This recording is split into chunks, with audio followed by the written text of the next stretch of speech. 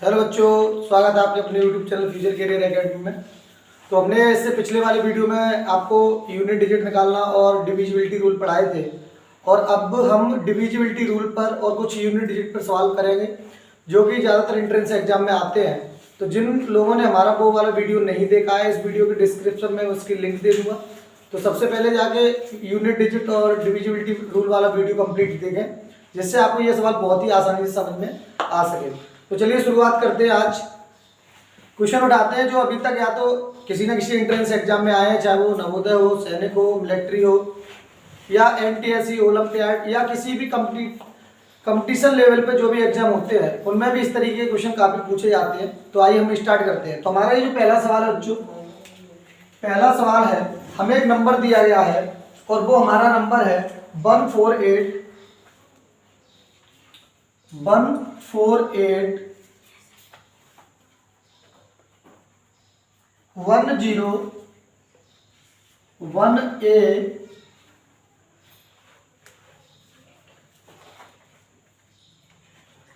095। ये हमारा ए है।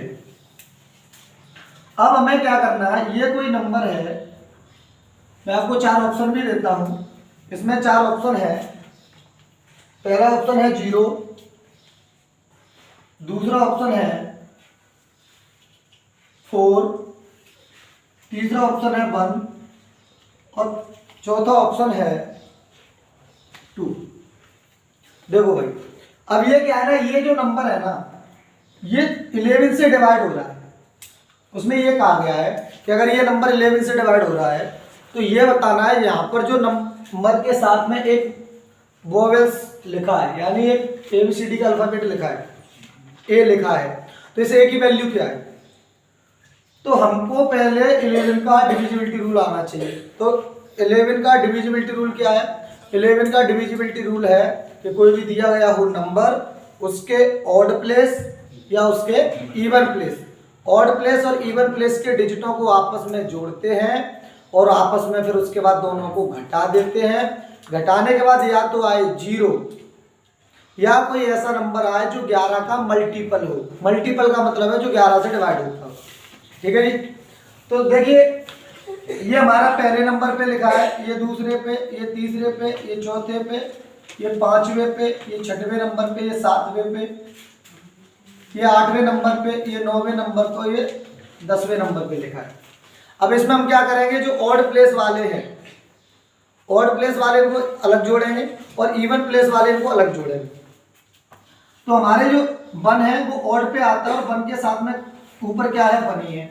उसके बाद ऑड कौन सा नंबर है, 3। तो 3 के साथ में कौन सा नंबर आया है, 8, इसको प्लस करके लिखेंगे। इसके बाद कौन सा आता है ऑड नंबर, 5, इसका क्या है ऊपर, 0। उसके बाद कौन सा आता है हमारा 7, 7 के ऊपर क्या लिखा है, ए। ठीक है। अब यहाँ है 9 और 9 के ऊपर लिखा है 9। क्लियर है। अब इनको हम जोड़ लेंगे। हमने अभी कौन से जोड़े, ये ऑड वाले। तो जब हम इनको जोड़ेंगे तो 1 और 8 होते हैं 9, और 9 और 9 कितने हो गए, 18। तो हमारा ये हो जाएगा 18 प्लस 8। एक तो हमारा ये बन के रेडी हो गया। अब हमको क्या करना है, हमने ऑड प्लेस वाले सभी डिजिटों को जोड़ लिया है। अब हम जोड़ेंगे इवन प्लेस वाले। तो इवन प्लेस वाले नंबर हमारे कौन कौन से, जैसे 2 है, 4 है, 6 है, 8 और 10 है। तो 2 के ऊपर क्या लिखा है, 4 प्लस 4 के ऊपर क्या लिखा है, 1, 6 के ऊपर क्या लिखा है, 1, 8 के ऊपर क्या लिखा है, 0, 10 के ऊपर क्या लिखा है, 5। अब इनको आपस में जब हमने जोड़ा,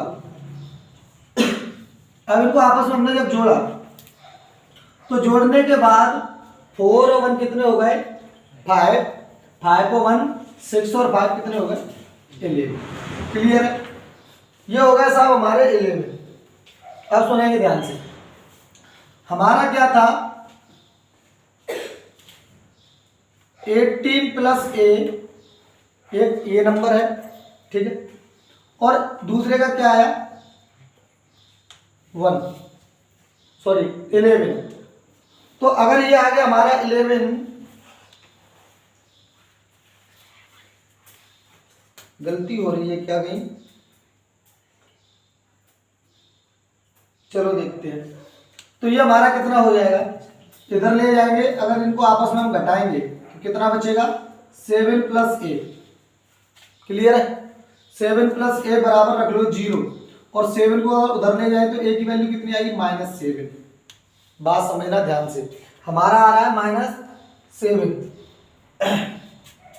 -7 आ रहा है, नहीं सॉरी 7 प्लस ए, इसको ए बराबर नहीं निकालेंगे, अब ध्यान से सुनिए। 7 प्लस ए आया, ए की जगह क्या जोड़ा जाए? 7 में 7 प्लस ए लिखा है, ए की जगह क्या जोड़ा जाए कि कोई ऐसा नंबर बन जाए जो या तो 11 से डिवाइड हो जाए या 0 आ जाए। तो 0 तो आ नहीं सकता है, क्योंकि अगर यहाँ माइनस चिन्ह होता तो आ जाता। तो हम क्या करेंगे, हमारे पास जो ऑप्शन है, देखिए अगर हम यहाँ 0 रखते हैं तो 0 रखेंगे तो 7 का 7 रहेगा जो कि 11 से डिवाइड नहीं होता। 4 रखेंगे तो 7 और 4 कितने होते हैं 11। ये ऑप्शन हमारा मैच कर रहा है। और देखते हैं, 7 में 1 जोड़ दो 8, ये भी 11 से डिवाइड नहीं हो रहा। 2 जोड़ दो 9, ये भी डिवाइड नहीं हो रहा।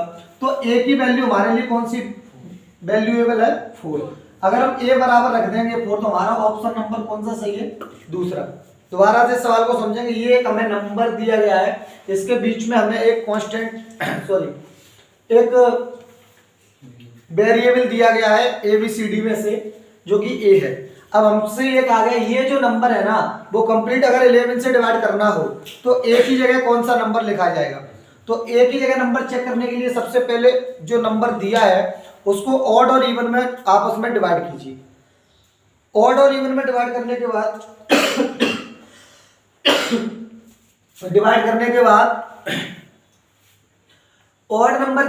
ऑड प्लेस के जितने भी नंबर उनको अलग जोड़ना है, और इवन प्लेस के जो भी नंबर उनको अलग जोड़ना है। दोनों को जोड़ने पर आपस में हमने घटा दिया, जिस प्रकार से हमने डिविजिबिलिटी रूल पढ़ा। हमने जब उनको आपस में सब्ट्रैक्ट किया, घटाया, तो हमें समझ में आया ये बचा 7 प्लस ए। तो अब इससे हमें एक चीज समझ में आती है कि ए की जगह कोई एक ऐसा नंबर आएगा कि जिसको जोड़ने पर 7 के साथ में या तो आ जाए 11, और या कोई आ जाए ऐसा नंबर जो हो 11 का मल्टीपल, यानी 11 से डिवाइड हो सके। तो हमने जो ऑप्शन दिया उससे अगर मैच किया तो हमें उससे पता चल गया कि अगर हम ए की जगह 4 रखेंगे तो 7 प्लस 4 बराबर 11। क्लियर है? यह सवाल क्लियर समझ में आ गया। चलिए अब इसके बाद हम दूसरा सवाल करते हैं। तो ये था हमारा डिविजिबिलिटी रूल पे क्वेश्चन, ठीक है। ये पहला क्वेश्चन है। इस तरीके के क्वेश्चन सैनिक स्कूल और मिलिट्री स्कूल दोनों में पूछे जाते हैं। चलिए आगे चलते हैं, अगला और सवाल लेते हैं। तो अगला हमारा क्वेश्चन नंबर जो 2 है, क्वेश्चन नंबर 2 जो है हमें नंबर दिया है, और वो नंबर है, बहुत सिंपल सा सवाल है, 4 7 1, और ये है Z, और ये है 8, और ये नंबर अगर डिवाइड हो रहा है 9 से, सुनेंगे, ये एक नंबर है 4 7 1 Z एंड 8। अब ये कंप्लीट नंबर है, इसमें Z की कोई ऐसी वैल्यू रखनी है जो वैल्यू रखते ही ये क्वेश्चन कितने से डिवाइड हो जाए 9 से। कितने से डिवाइड हो जाए 9 से। तो डिवाइड बाई 9 करना भैया। 9 का डिविजिबिलिटी रूल हमें बहुत अच्छे से आता है। Sum of all digit given number, जो भी नंबर दिया है उसके सभी डिजिटों को आपस में जोड़ दो, और जोड़ने के बाद दीजिए 9 से डिवाइड। अगर 9 से डिवाइड कंप्लीट जाता है तो पूरे नंबर में भी कंप्लीट डिवाइड चला जाएगा।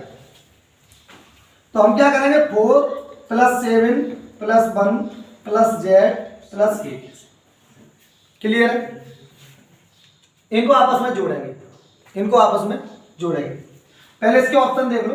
इसके ऑप्शन जो हमें दिए गए हैं 4 5 7 8, ये हमारे पास ऑप्शन है 4 5 7 8। ठीक है, अब देखिए 4 और 7 कितने होते हैं 11, 11 और 1 कितना हो गया 12, 12 में 8 जोड़ेंगे 20। तो हमारे पास आ गया 20 प्लस Z। अब वही कहानी बिल्कुल अभी की तरह 7 प्लस A था। अब हमें पता है कि हमारे पास ऑप्शन भी है, और जो ऑप्शन है वो Z की वैल्यू है। तो अब हमें इसी ऑप्शन में से नंबर को सिलेक्ट करना है, और नंबर को सिलेक्ट करके ये बताना है कि इनमें से किस नंबर के साथ ऐड करने पर 20 को वो 9 का मल्टीपल बनेगा।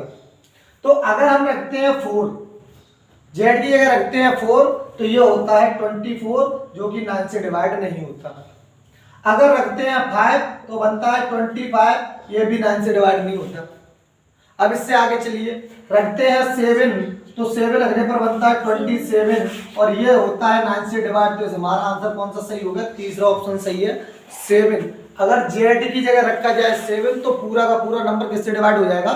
9 से डिवाइड हो जाएगा। इस तरीके के क्वेश्चन बहुत आते हैं कि एक कोई ना कोई वेरिएबल दिया रहेगा या 2 वेरिएबल दिए रहेंगे या 3 वेरिएबल दिए रहेंगे, उन तीनों वेरिएबल में से उनकी अलग अलग वैल्यू होगी, उन वैल्यू को अपन को पता करना है। तो उसके लिए हमको डिविजिबिलिटी रूल आना जरूरी है। अगर डिविजिबिलिटी रूल नहीं आता है तो हम इस क्वेश्चन की वैल्यू पता नहीं कर पाएंगे। क्लियर, समझ में आ गई बात? तो हमने 2 क्वेश्चन करा दिए। अब चलते हैं डिविजिबिलिटी रूल की तीसरे क्वेश्चन पे। यहाँ पर केवल एक वेरिएबल था, इससे पहले भी हमने जो क्वेश्चन किया उसमें भी केवल एक वेरिएबल था। अब हम ऐसे क्वेश्चन पे चलते हैं जिनमें एक से ज्यादा वेरिएबल होंगे।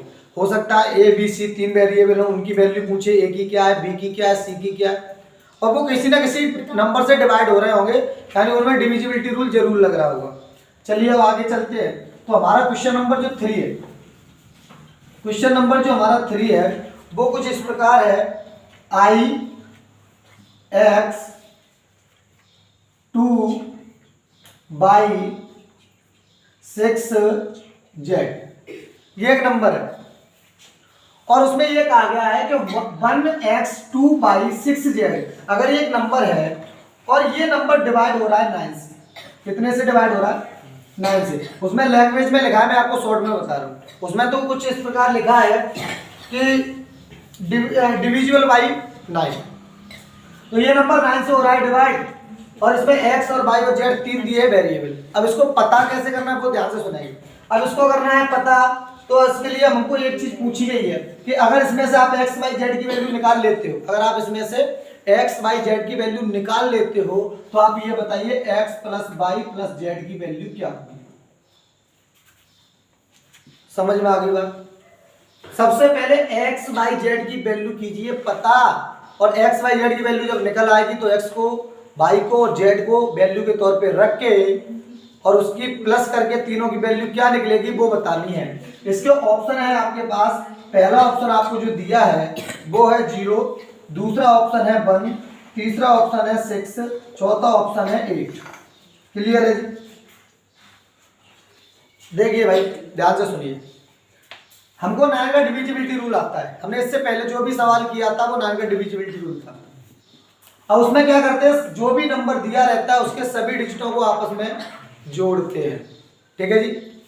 तो क्या करते हैं, 1 को प्लस x को प्लस 2 को plus y plus 6 plus z, इनको जोड़ना है। ठीक है जी? और जब हम इनको जोड़ेंगे तो 1 और 2 कितने हो गए? 3 और 6 कितने हो गए? 9। तो हमारे पास बचा 9 plus x plus y plus z। आप समझ लो मेरी बात को ध्यान से, यहां थोड़े दिमाग चलाने की जरूरत है। सबसे पहले बात आप एक समझ लो कि यहां पर जो x है जो y है वो z है, इनकी वैल्यू सेम है। अब चाहे वो 1 1 हो, चाहे 2 2 हो, चाहे 6 6 हो, चाहे 9 9 हो, कुछ भी हो, लेकिन यहां पर x y z की वैल्यू सेम है। अब सेम क्यों? हमको कैसे पता चला सेम है? क्योंकि हमें जो ऑप्शन दिए गए हैं ना, हमें जो ऑप्शन दिए गए हैं वो ऑप्शन कुछ इस तरीके से दिए गए जिससे हमें ये पता चलता है, और कुछ कंडीशन को जब 9 का डिविजिबिलिटी रूल में कन्वर्ट किया तो हमें उससे भी ये पता चलता है कि x और y z की वैल्यू एक ही होगी, क्योंकि अगर होगी अलग अलग तो फिर इनमें से ऑप्शन मैच नहीं करेगा। तो सुनिए भाई, अगर यहां पर हम रखते हैं 0, तो यहां रखेंगे 0 0 0, तो हमारा पूरा बचेगा यहाँ पर 9। तो 9 किससे डिवाइड होता है? 9 से। यहाँ पर डिविजिबिलिटी रूल काम कर रहा है। ठीक है? अब देखिए यहां पर रखते हैं 1। ठीक है? तो अगर 1 रखेंगे तो 1 और 1 2 और 1 3 और 3 और 9 कितने होते हैं? 12, जो कि 9 से डिवाइड नहीं हो रहा। यहाँ पर क्या है? 6 है। तो अगर ये है 6 रखने पर 6 6 12 और 6 18 और 9 27 डिवाइड हो रहा है। क्या ये सही है? हाँ जी। और 8 रखने पर नहीं हो रहा। ठीक है? अब सुनिए, ऑप्शन हमारे 2 इसमें सही है, लेकिन इसमें हमें करना क्या है, इसमें जो हमारा पहला ऑप्शन होगा जो छोटे नंबर होगा, क्योंकि बड़े से पहले छोटा नंबर आएगा। क्लियर समझेंगे जब हम इसको सॉल्व करेंगे।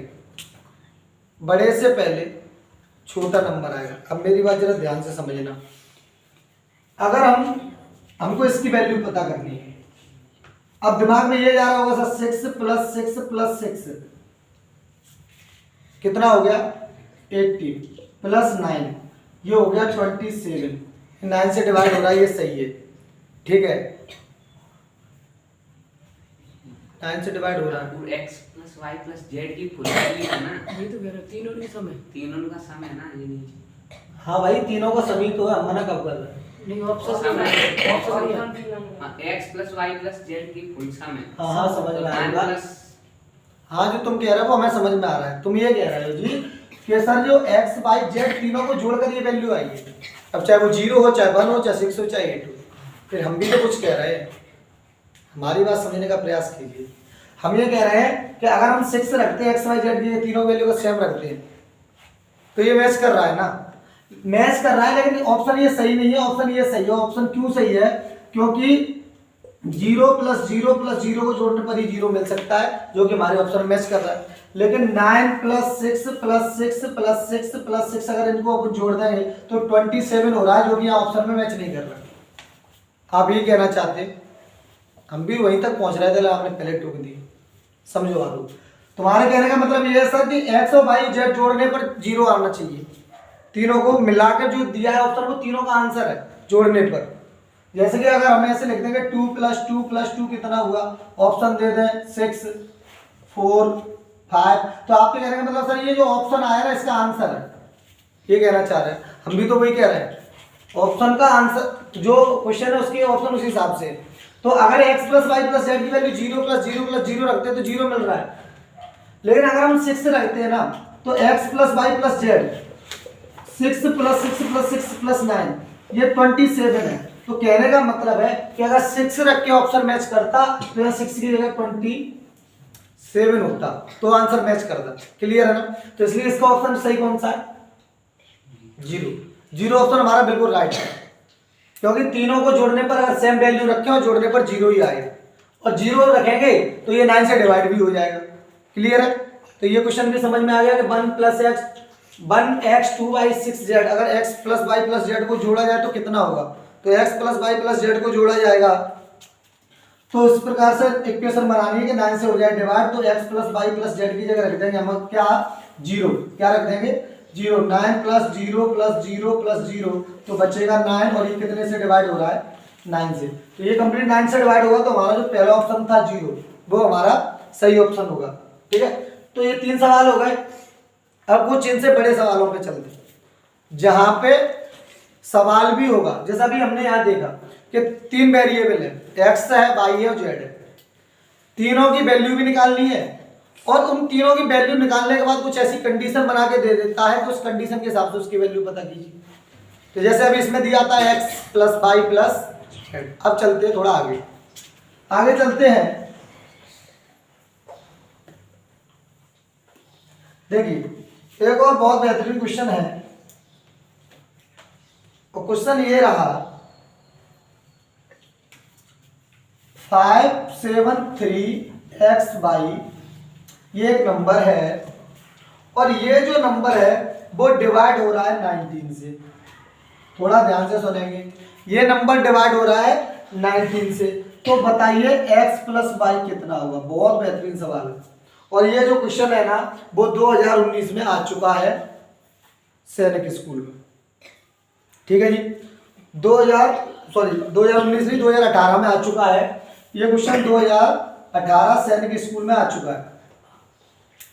तो इसके लिए अपन क्या करेंगे, अब समझेंगे ध्यान से। इसमें दिए गए 2 वेरिएबल की वैल्यू पता कर ले तो बहुत आसान होगा हमारे लिए x प्लस वाई निकालना, लेकिन वैल्यू पता कैसे करेंगे, क्योंकि 90 का तो हमें डिविजिबिलिटी रूल आता नहीं है, लेकिन हमको ये पता है कि 19 का डिविजिबिलिटी रूल तो नहीं आता, लेकिन 9 और 10 का आता है। तो यहाँ लिखेंगे 9, यहाँ लिखेंगे 10। क्लियर है? 9 और 10। भाई 9 का डिविजिबिलिटी रूल पता है, sum of all digit given number, जो नंबर दिया गया है उसके सभी डिजिटों को जोड़कर 9 से दे दो डिवाइड। और 10 के में हमें पता है, क्या पता है, लास्ट में आना चाहिए 0। लास्ट में आना चाहिए, पता है ना, क्योंकि 10 का पढ़िए टेबल 0 0 0 0 0 0 0 0 आता है। अगर इसको कन्वर्ट करके करोगे 2 और 5, जैसे 10 के फैक्टर क्या हो गए 2 और 5, अब 2 में भी 0 आता है, 5 वाले में मैंने पढ़ा है लास्ट डिजिट हो 0 या हो 5। क्लियर है, यहाँ समझ में आ रही बात। तो अगर 10 का डिविजिबिलिटी रूल बनेगा तो 10 का डिविजिबिलिटी रूल क्या होगा, 10 का डिविजिबिलिटी रूल होगा तुम्हारा सभी लास्ट डिजिट, किसी भी नंबर का लास्ट डिजिट क्या होगा 0। अब समझ लो मेरी बात को ध्यान से, ये एक नंबर है, समझना, कॉमन सेंस, ये क्या है, और 10 के हिसाब से लास्ट डिजिट क्या होना चाहिए, तो सिंपल सी बात है, लास्ट में क्या आ रहा है बाई, तो यहीं से समझ में आ रहा है बाई की वैल्यू क्या होगी 0। पहली बात तो यही पकड़ में आ गई। तो अब लगाते हैं 9 का डिविजिबिलिटी रूल। तो 9 का लगाएंगे तो 5 + 7 + 3 और प्लस x प्लस 0, बाई की वैल्यू हमें पता चल गई भैया 0 है। 5 और 7 कितने हो गए 12, 12 और 3 15, ठीक है, तो 15 + x, समझना ध्यान से, 15 + x। अब समझ लो मेरी बात को, 15 के बाद ऐसा कौन सा नंबर आता है जो 9 का मल्टीपल होता है, 18 आता है। और क्यों देखिए, अगर 15 में 1 जोड़ते तो 16 आता है, 16 9 का मल्टीपल नहीं है। 2 जोड़ते हैं 17 आता है, 9 का मल्टीपल नहीं है, तो अब जोड़ेंगे 3। तो अगर 15 में जोड़ना है 3 तो हमारे होंगे 18, और जो 18 आया है वो डिवाइड होगा 9 से, यानी इसका डिविजिबिलिटी रूल फॉलो हो रहा है। क्लियर है, अब वैल्यू पता कीजिए, तो इससे हमें समझ में आया कि x की जगह वैल्यू रखी तो x की वैल्यू हमारी कितनी हो गई 3, ठीक है, और y की वैल्यू कितनी हो गई 0। अब यहाँ पता करनी है कि x + y कितना है, तो x + y बेटा कितना है, कोई भी बता देगा, बहुत छोटा बच्चा बता देगा कि 3 आएगा। क्लियर है, सवाल समझ में आया। 90 का डिविजिबिलिटी रूल नहीं आता, 19 के करिए फैक्टर, जो फैक्टर करके नंबर निकलेंगे उसके बनाइए डिविजिबिलिटी रूल। क्लियर है, चलिए नोट कीजिए, उसके बाद फिर हम अगला सवाल कराते हैं।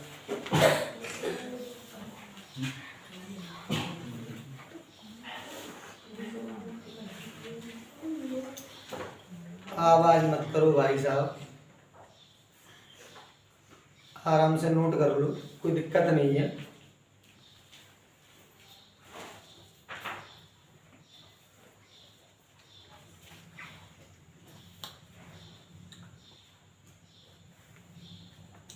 इस तरीके का एक या दो क्वेश्चन हर पेपर में आते हैं, हर साल आते हैं, जिसमें ABCD या XYZ या LMN कुछ ना कुछ जरूर निकालना पड़ेगा, अगर नहीं निकालोगे तो गलत है। और उसमें हो सकता है कंडीशन भी अलग अलग आती है। कंडीशन अलग अलग कैसे आती हैं कि कहीं पे x + y पूछ रहा है, कहीं 2x + y पूछ लेगा, कहीं 2x - 3 पूछ लेगा। तो सिंपल सी बात है, जो भी पूछेगा ना उसके लिए सबसे पहले जो भी वेरिएबल क्वेश्चन में होंगे वो हमें आने चाहिए। अगर वो हमें अच्छे से आ रहे हैं तो हम निकाल सकते हो, और ये सब तभी आएंगे जब आपको डिविजिबिलिटी रूल आते हैं। अगर डिविजिबिलिटी रूल नहीं आते तो आपको ये क्वेश्चन नहीं आएंगे, ये पक्का है। डिविजिबिलिटी रूल के आधार पर ये क्वेश्चन चलते हैं, तो सबसे पहले डिविजिबिलिटी रूल पढ़ना है, ठीक है भाई। चलिए अब अगले क्वेश्चन की तरफ चलते हैं, और वो क्वेश्चन कुछ इस प्रकार है।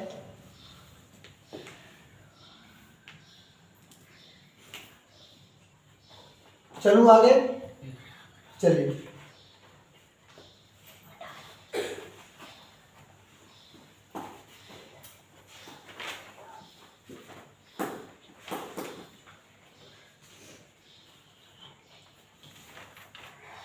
चलिए अब एक सवाल लेते हैं, और वो सवाल है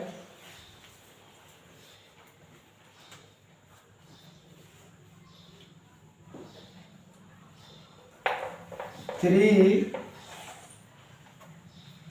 3A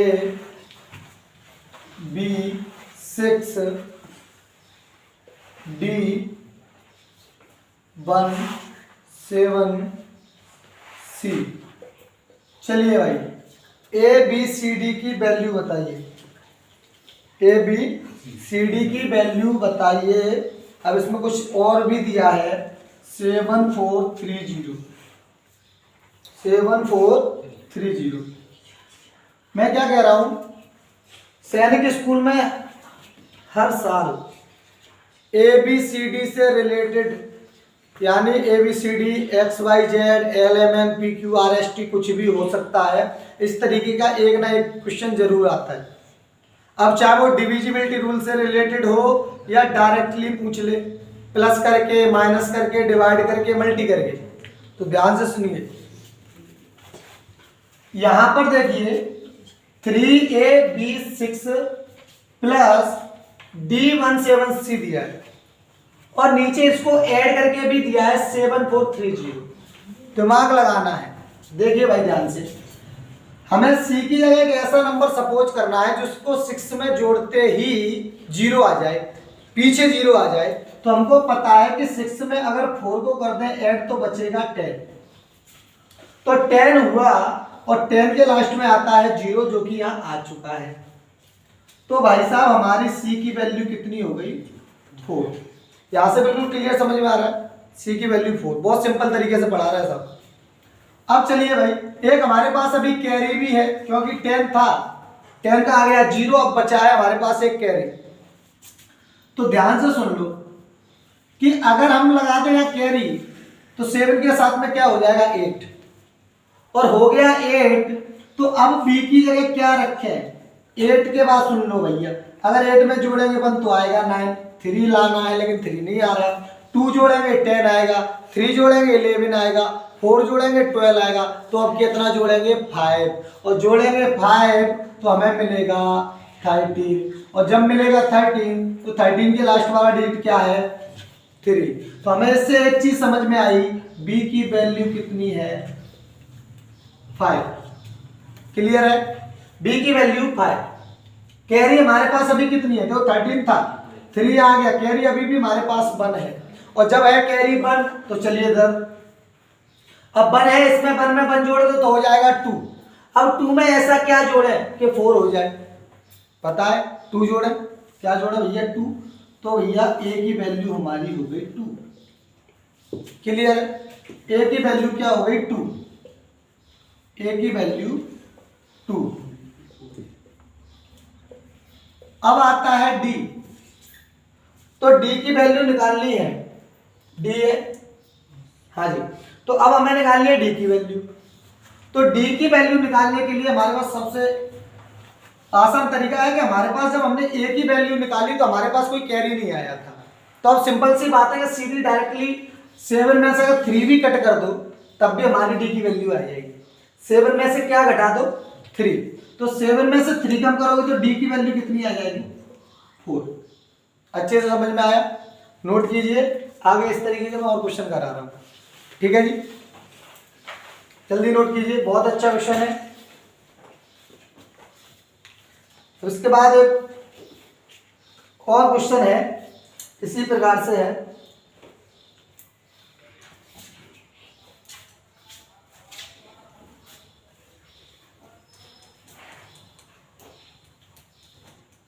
और वो क्वेश्चन है, आपको मैं बताऊं कि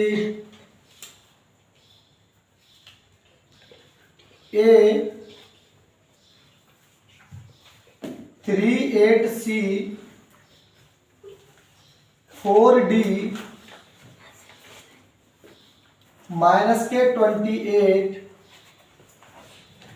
0C माइनस 0C और कुछ नहीं। चलिए साहब, हमने एक क्वेश्चन किया प्लस वाला और अब हम आ गए दूसरे क्वेश्चन पे जो है हमारा डिवाइड वाला। इसमें भी वेरिएबल है भाई, A, C और D। दिमाग लगाना है, ठीक है जी, तुक्का नहीं देना, दिमाग लगाना है। लगाओगे दिमाग तो बनेगा काम। अब काम कैसे बनेगा वो समझ लो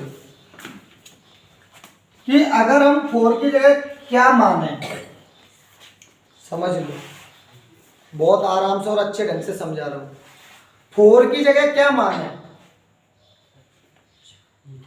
सॉरी मैं कुछ कहना चाहता था उल्टा कह दिया, यहां समझें। A की जगह क्या माने कि 4 से मल्टी करते ही 28 हो जाए। तो किसकी टेबल में 4 यानी चौथे नंबर पे 28 आता है।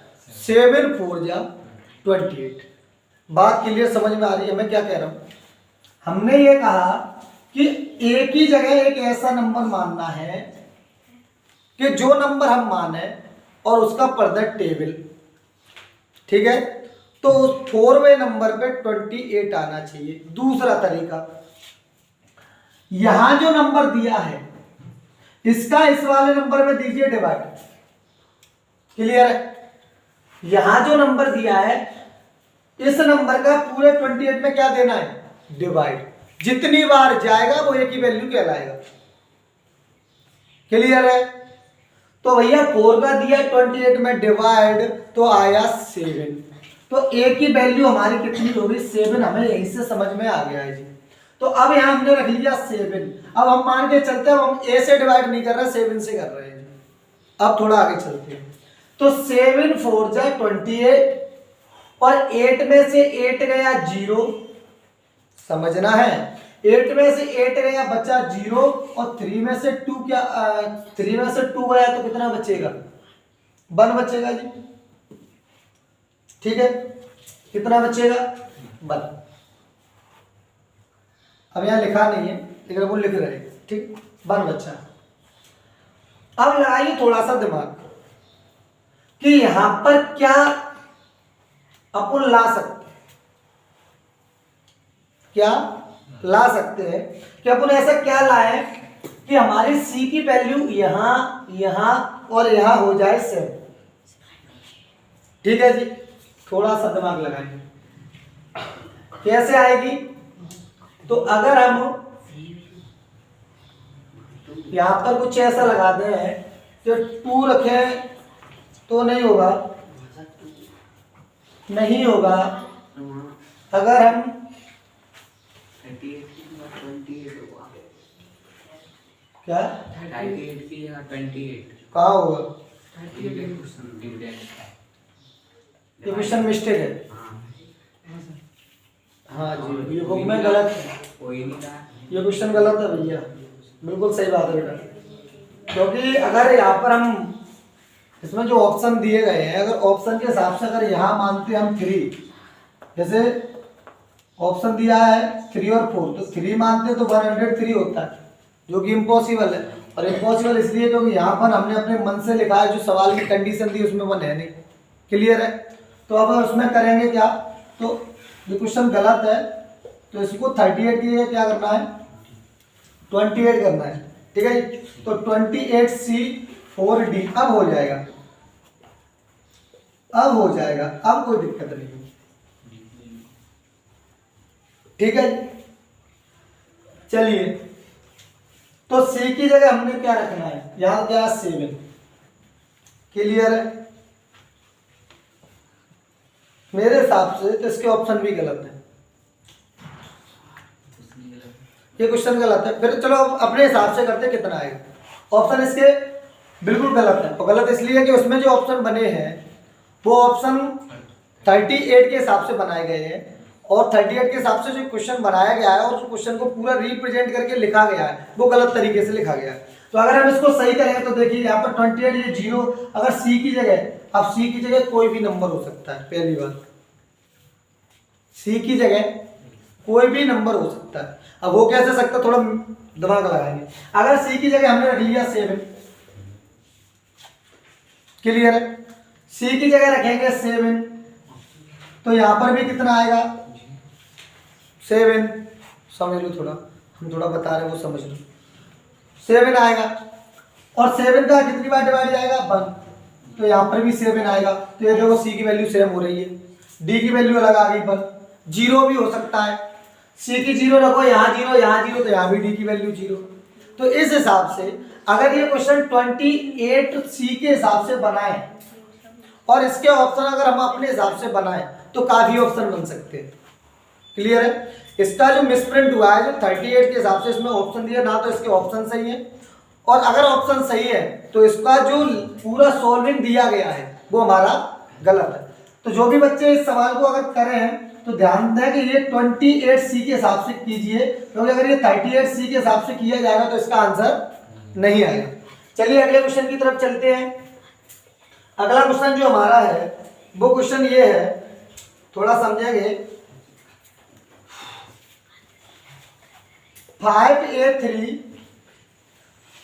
5a3 into B2। अब इसका जो मल्टीप्लाई है वो है 64C1 और यहां दिया है 29D2 और इसको किया गया है प्लस, और इनका सॉल्विंग करने पर आंसर आया EIFG6। अब सोचिए क्वेश्चन बड़ा है तो इसके वेरिएबल भी बढ़ गए हैं। इसमें ABCDEFG और I, H नहीं I, इतने वेरिएबल का पता करना है। सवाल बड़ा इंटरेस्टिंग है, मजेदार भी है, सवाल करने में इंटरेस्ट भी आएगा और दिमाग भी लगाना पड़ेगा। तो अगर लगाएंगे दिमाग, चलिए भाई, तो शायद सॉल्व हो जाएगा। हमको पता है 2 3 होते हैं 6, क्लियर है, हमारा दिया है 6। 2 की जगह आवाज नहीं, बिल्कुल आवाज नहीं, इधर देखने का, 2 की जगह 2 ही रहेगा। अगर हमने a की जगह मान के चलो रख लिया 2, a की जगह क्या रख लिया 2, तो 2 2 जा कितने हो गए 4, यहां तक। अब इसमें ऑब्जेक्शन आते हैं 2, 2 7 जा भी 14 होते हैं और 14 का भी 4 आ सकता है। तो इसके लिए हमारे पास सबसे बेस्ट ऑप्शन होगा कि हमको ये देखना है क्या जो हमारा ऑप्शन का 4 जो कॉलम दिया रहता है उनमें 7 है। तो भाई साहब ये जो क्वेश्चन है ना, इसमें a की वैल्यू 7 भी है और a की वैल्यू 2 भी है। तो अभी हम यहाँ डिसाइड नहीं कर पाएंगे, अब थोड़ा आगे चलते हैं। अभी हमने इसको 2 माना है, क्लियर है, 7 भी हो सकता है क्योंकि 2 7 जा 14, 14 का भी आएगा 4। अब थोड़ा आगे चलते हैं। 2 5 जा कितने होंगे 10, तो 2 5 जा होंगे 10, और अगर यहाँ रहेगा 2 तो यहाँ 10 का 10 आएगा, यानी c की वैल्यू 0 आएगी। c की वैल्यू दोबारा समझेंगे, 2 की वैल्यू यहाँ पर 2 की वैल्यू 2 रही और a की वैल्यू रखी 2, तो 2 2 जा कितने होते हैं 4, तो a की वैल्यू हमारी तो 2 है, यहाँ तक तो क्लियर है। और जब a की वैल्यू 2 है तो कैरी आया नहीं, और जब कैरी नहीं आया तो हमने सीधा 2 से मल्टी किसका किया 5 का, तो 2 5 जा कितने होते हैं 10, तो 10 लिखेंगे तो 1 और 0 रखते हैं तो 10 रखेंगे, तो c की जगह क्या आएगा 0। तो हमें एक चीज समझ में आई, ध्यान से सुनेंगे कि अगर हमने a बराबर रखा 2 तो c बराबर क्या आया 0। तो हमें इसमें ऑप्शन में देखना है कि पहले ये हमारा मैच कर रहा है, बिल्कुल जी। अब हम आपको एक बात बताएं, और वो बात है कि c की वैल्यू भी 0 आ रही है, तो यहां तक हमारा सही है। अब थोड़ा आगे चलते हैं। अब b की जगह क्या माना जाए, पढ़े लिखे हो, दिमाग है, टेबल आती है, बड़ी क्लास में आ गए हो, इतना तो बनता है। b की जगह क्या रखेंगे 2 आ जाए, सॉरी हाँ 2 आ जाए। तो पहले ये देखिए कि 3 की टेबल जो है, 3 की टेबल में कौन से नंबर पे 2 का मूल्यांकन कर सकते हो, 3 4 जा 12। तो हमें पता है अगर यहाँ मानेंगे 4 तो 4 3 जा होंगे 12, 12 की आएगी 2, कैरी आएगी 1। तो b की जगह हमने क्या मान लिया 4। अभी मान लिया है, हम इन ऑप्शनों को करेक्ट नहीं बोल रहे, अभी अपन कर रहे हैं। लास्ट में पूरा क्वेश्चन करने के बाद बहुत स्लो मोशन में बता रहा हूँ, इन क्वेश्चनों में ज्यादा दिमाग लगाओगे तो टाइम उतना कम लगेगा। अगर बिल्कुल एकाग्र मन से करोगे, थोड़ा सा भी कंसंट्रेट आपका रहेगा तो ये सवाल बहुत अच्छे समझ में आएंगे। इनमें थोड़ी सी गलती से अगर एक की वैल्यू निकली गलत तो पूरे वेरिएबल की वैल्यू हो जाएगी गलत, ये पक्का है। तो प्रत्येक वैल्यू को चेक करते हुए चलना है, मैच खा रही है कि नहीं खा रही है।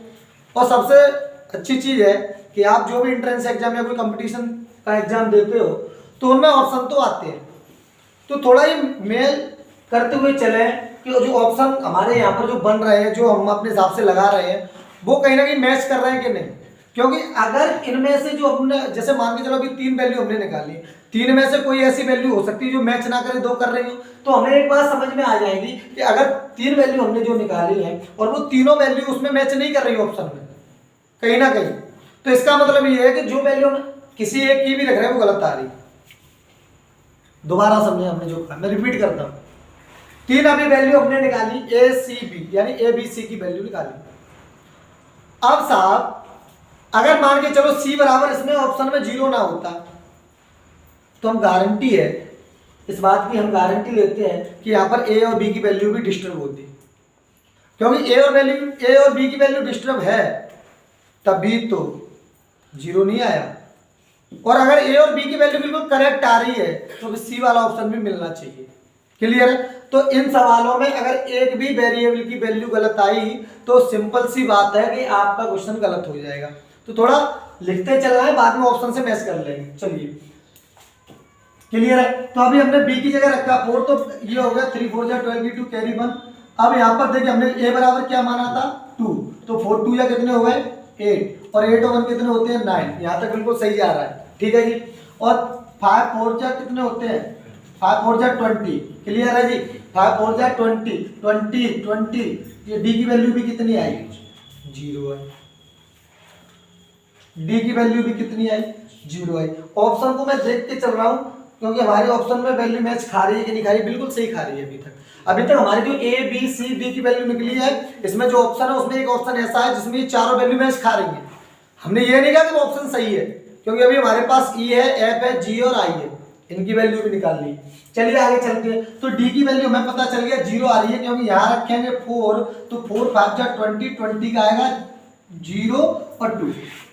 अब इनका करते हैं ऐड, और यहाँ से वैल्यू निकालना हो जाएगा और आसान। 6 की 6, 4 और 2 कितने होते हैं 6। तो जी की वैल्यू कितनी आई बेटा 6। सी की वैल्यू हमारी थी 0, तो अगर रखेंगे 0 तो 0 और 9 कितने होते हैं 9। क्लियर है? ये मैंने आगे पीछे लिख दिया, ये इसकी वैल्यू और ये इसकी, तो ये हो गया 9। तो आपकी वैल्यू क्या होगी 9।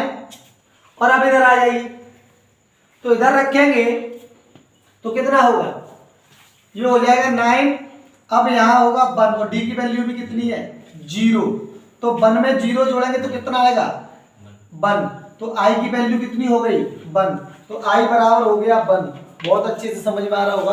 और लास्ट हमारे पास क्या बचा है ई, तो अगर 2 में कुछ भी यहाँ पर जोड़ने को है नहीं, जोड़ेंगे क्या, तो सीधा 2 का 2, तो ई की वैल्यू कितनी आ गई 2। अब हम ऑप्शन पे चलते हैं कि हमारी ऑप्शन सही मैच खा रहे हैं, बिल्कुल सही खा रहा है। इसमें जो ऑप्शन दिया है वो पहला ही ऑप्शन है। ये सारी वैल्यू जो दी है इन सभी का, ए की वैल्यू 2, सी की 0, बी की 4, डी की 0, 6, जी की 6, एफ की 9 और आई की 1 और एफ की 9, आई की 1, एफ की 9 और ई की 2। क्लियर है? तो ऐसा क्वेश्चन है ना, थोड़ा दिमाग लगा के करना है, कॉन्सेंट्रेट चाहिए, दिमाग चाहिए। आप इसको ऐसे बोल सकते हो, ये माइंड शार्प करने वाले क्वेश्चन है। आप इनको एक शतरंज का खिलाड़ी मानिए, यानी आपकी एक छोटी सी मिस्टेक और पूरा क्वेश्चन गलत। ठीक है?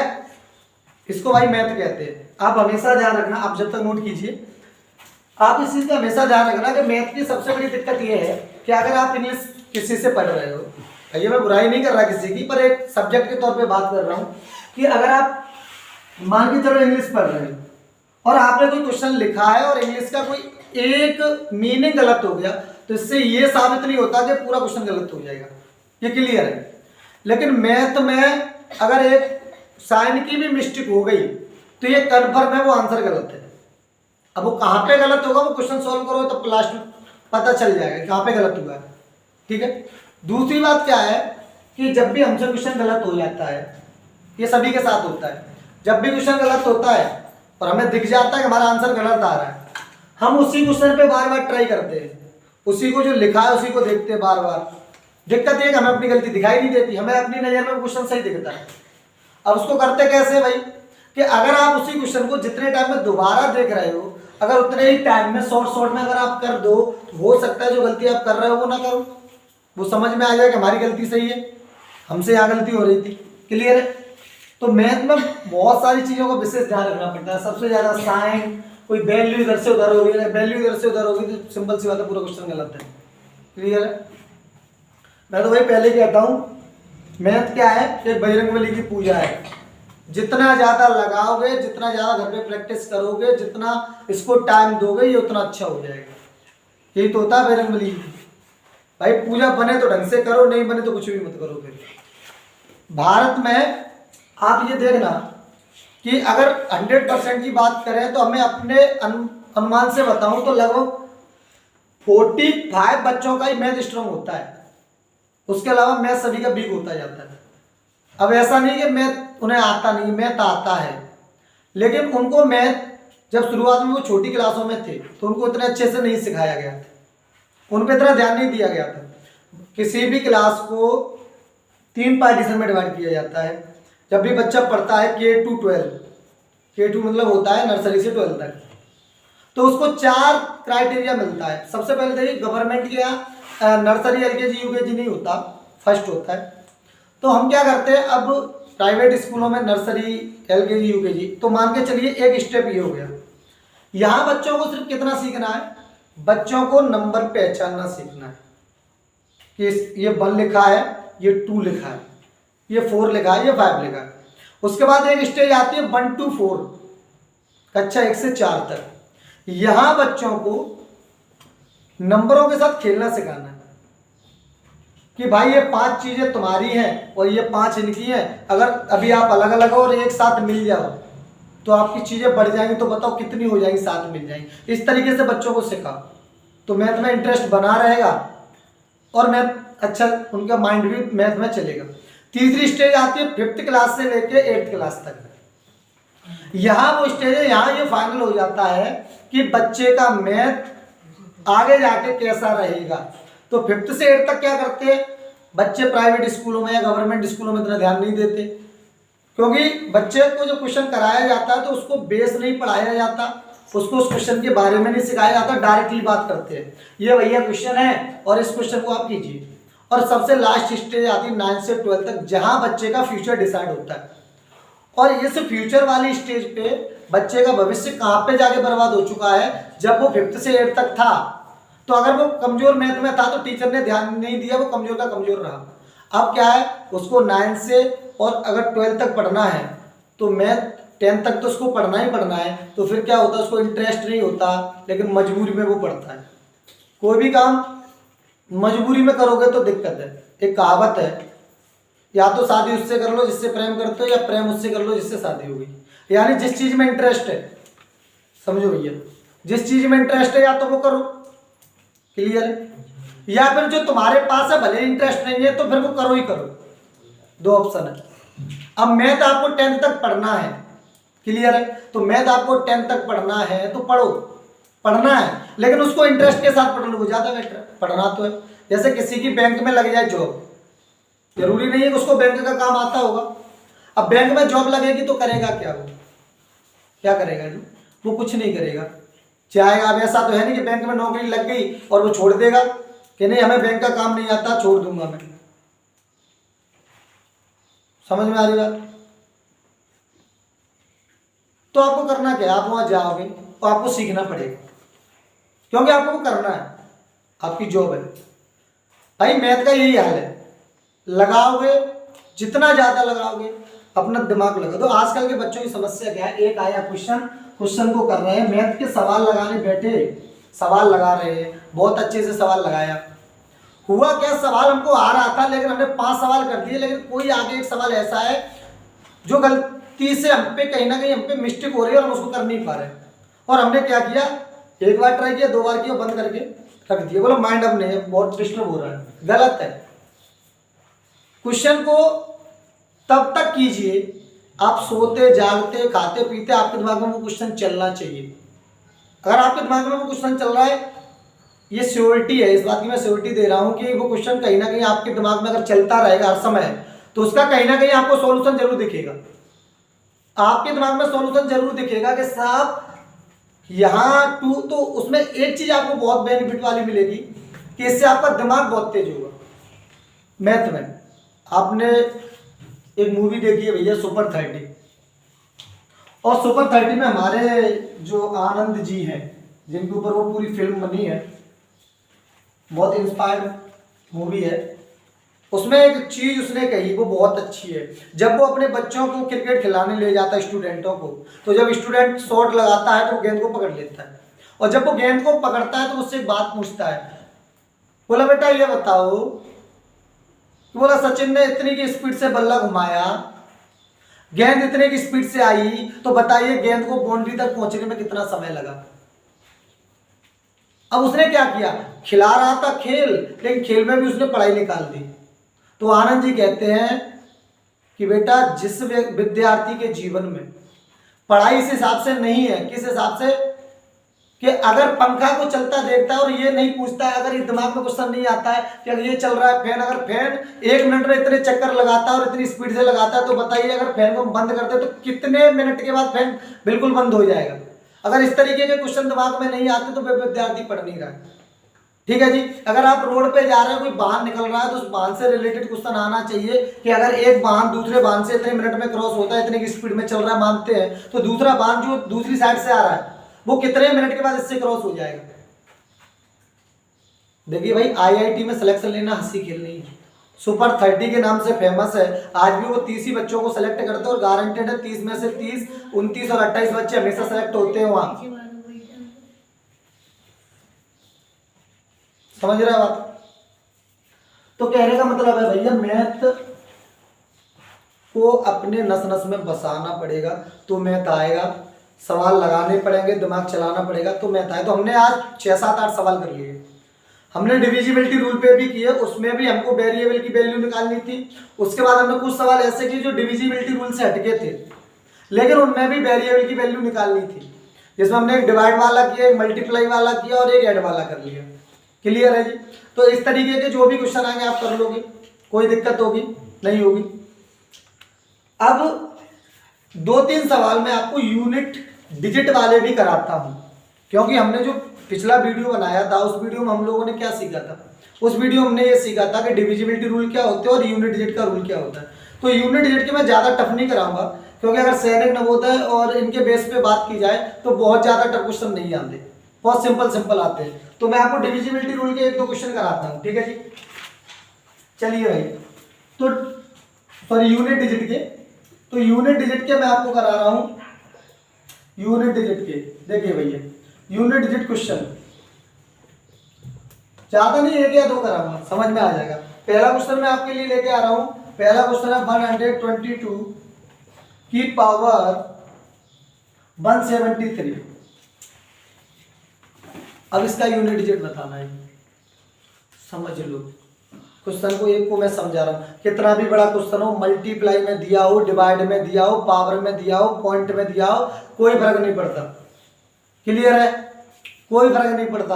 अब सुन लो ध्यान से, हमने कल आपको 4 ट्रिक अलग अलग बताई थी, अलग अलग डिजिटों के लिए। क्लियर है? देखिए भाई, सबसे पहले हमने एक ट्रिक बताई थी 2378 के लिए कि 2378 किसी भी नंबर के लास्ट का डिजिट है, तो सबसे पहले पावर को डिवाइड करते हैं 4 से। जिन्होंने ये पिछले वाला वीडियो नहीं देखा, मैं उसको कॉन्सेप्ट को दोबारा रिपीट कर रहा हूं। तो उसकी जो पावर है ना, उसमें कितने से डिवाइड देना है? 4 से। और पावर पे डिवाइड देना है 4 से, और उसके बाद बचे जो रिमाइंडर उसको लगा दो लास्ट डिजिट के ऊपर। क्लियर? चलिए देखिए, इसका लास्ट डिजिट क्या है? 2। ये वाला रूल फॉलो होगा, क्योंकि हमने लिखा था 2378 में से कोई भी डिजिट हो। क्लियर है? सुनिए भैया, ये है पावर, ठीक है जी, पावर है, ये 4 है, समझ लो। हाँ जी, पावर में दीजिए 4 से डिवाइड, पावर में दीजिए 4 से डिवाइड, 4 4 जा 16, बचेगा 1, 4 4 जा 16 ज़्यादा हो गया, 4 3 जा 12, पावर आ गई 1, सॉरी रिमाइंडर आ गया 1, और रिमाइंडर आया 1, तो अब उठाइए लास्ट डिजिट यूनिट और इसके ऊपर जो रिमाइंडर है वो लगाइए, तो 2 बन जा। क्लियर? समझ में आया? तो यूनिट डिजिट निकल के क्या आ गया? यूनिट डिजिट आ गया 2। किस रूल से? कि जिस नंबर के लास्ट में 2378 होता है उसके ऊपर कोई भी डिग्री हो, डिवाइड दीजिए 4 से, जो बचे रिमाइंडर, ये बचा है साहब, बचेगा रिमाइंडर, उस रिमाइंडर को लास्ट डिजिट के ऊपर लगा दो और उसकी जितनी पावर उतनी बार कर दो मल्टी, आ जाएगा यूनिट डिजिट। क्लियर है?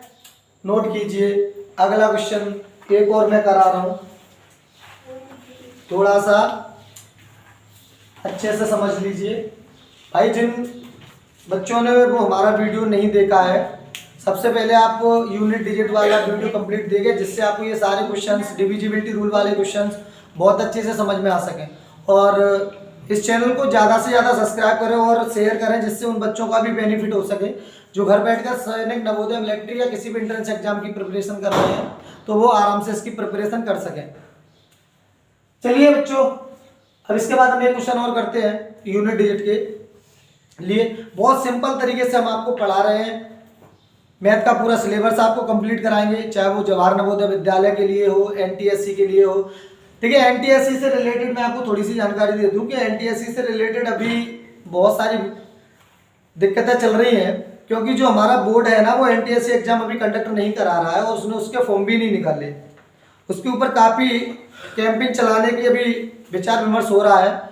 तो जैसे ही एनटीएससी के बारे में जो भी अपडेट मिलेगी हम आप तक पहुंचाते रहेंगे, लेकिन फिलहाल हम आपको बस इतना ही बताना चाहते हैं कि एनटीएससी के एग्जाम के लिए अभी बहुत ज़्यादा संघर्ष चल रहा है। जो हमारे काफ़ी यूट्यूब पर पढ़ाने वाले भाई हैं जो कि एनटीएससी का कोर्स पढ़ाते हैं, और वो गवर्नमेंट से, और जो हमारे पीडब्ल्यू के फाउंडर हैं अलग पांडे जी, तो अलग पांडे जी से भी उन्होंने संपर्क किया और उन्होंने कहा कि आप एक कैंपेन रन कीजिए और उस कैंपेन के थ्रू गवर्नमेंट तक ये बात पहुंचाई जाए कि एनटीएससी एग्जाम को कंडक्ट कराया जाए, जो पिछले 1 से 1.5 साल से नहीं हुआ है।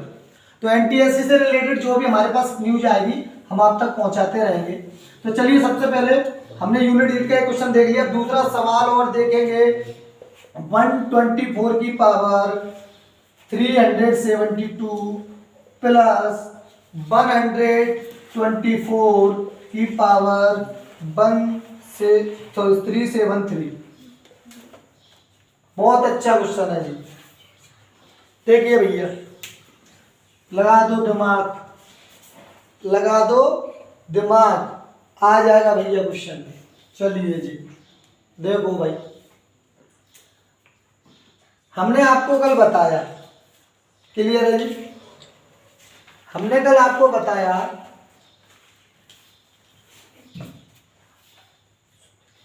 कि सबसे पहले ये देखना है लास्ट डिजिट क्या है। लास्ट डिजिट जो हमारा है 4 ही है शायद। हाँ जी, चलिए, लास्ट डिजिट 4 है। 4 की हमने 2 कंडीशन बताई थी।